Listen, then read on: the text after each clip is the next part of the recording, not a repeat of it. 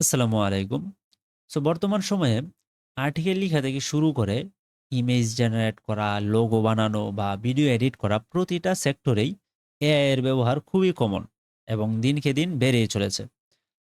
তো আমরা as a programmer বা অ্যাজ এ ডেভেলপার যদি এআই কে প্রপারলি ব্যবহার করতে না পারি, প্রপারলি ইউটিলাইজ করতে না পারি, তাহলে অবশ্যই কম্পিটিশন থেকে পিছিয়ে পড়ব। এক্ষেত্রে আমাদের এআই কে আরো বেশি করে ব্যবহার করতে হবে বা প্রপারলি ইউটিলাইজ করতে হবে। যখন প্রোগ্রামারদের জন্য এআই কে ব্যবহার করার কথা আসে, তখন ১ম এ যে বিষয়টি মাথায় আসে বা আমাদের জন্য ১ম এই যে ইউজ কেসটি আসে, সেটি হচ্ছে কোডিং অ্যাসিস্ট্যান্ট বা এআই কোডিং অ্যাসিস্ট্যান্ট।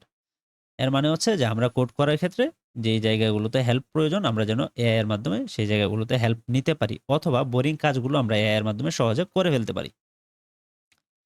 এবং এআই কোডিং অ্যাসিস্ট্যান্টের কথা বললেই শুরুতে যেই টুলসটি আসে সেটি হচ্ছে GitHub Copilot এবং GitHub Copilot one of the best AI coding assistant, but এটা হচ্ছে পেইড।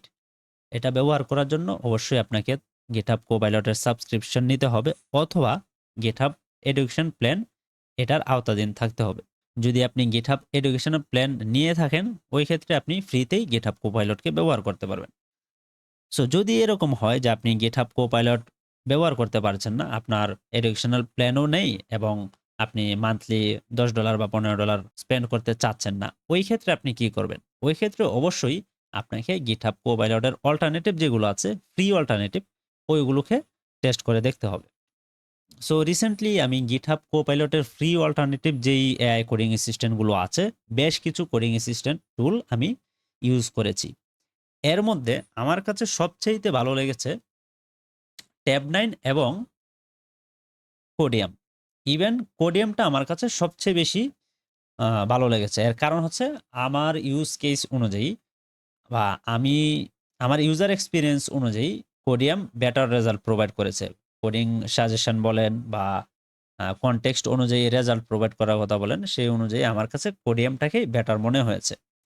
এবং এখানে আরেকটি ডিসঅ্যাডভান্টেজ হচ্ছে যে আপনি যদি ট্যাব9 ব্যবহার করেন, তাহলে তাদের ফ্রি এবং প্রো ২ টা প্ল্যান আছে। মানে ফ্রি পেইড ২ টা প্ল্যান আছে। আপনি যদি ফ্রি প্ল্যান ব্যবহার করেন, তাহলে সেক্ষেত্রে আপনাকে লিমিটেড কিছু ফিচার দিবে।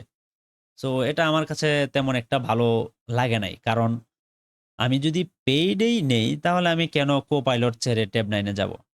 কারণ আমার কাছে Copilot এর রেজাল্ট বেশি একুরেট মনে হয়েছে। আমি Copilot ব্যবহার করেছি দীর্ঘ কয়েক বছর।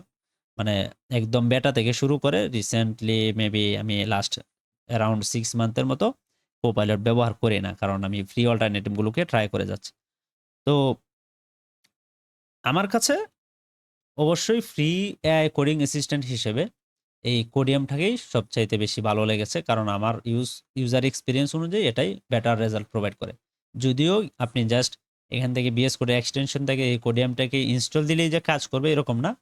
আপনি এটা ইনস্টল করার পর তাদের ওয়েবসাইটে যেতে হবে। যে লগইন করার কথা বলছে, আপনি এখানে ক্লিক করলেই আম তাদের ডোমেইন দিবে এবং আপনি এখানে চলে যাবেন। গিয়ে অ্যাকাউন্ট করবেন, লগইন করে দিবেন অথবা মানে Google দিয়ে লগইন করে দিবেন অথবা আপনাকে ইমেইল পাসওয়ার্ড দিয়ে লগইন করে সাইন আপ করে নিয়ে নিতে হবে। তারপর অ্যাকাউন্টের ভিতরে গেলেই আপনি টোকেন নেওয়ার একটা অপশন পাবেন এবং ওইখান থেকে ওই টোকেনটা নিয়ে আপনি এখানে পেস্ট করে দিবেন। আপনি চাইলে এভাবে এই কোডিয়ামটাকে ব্যবহার করতে পারেন।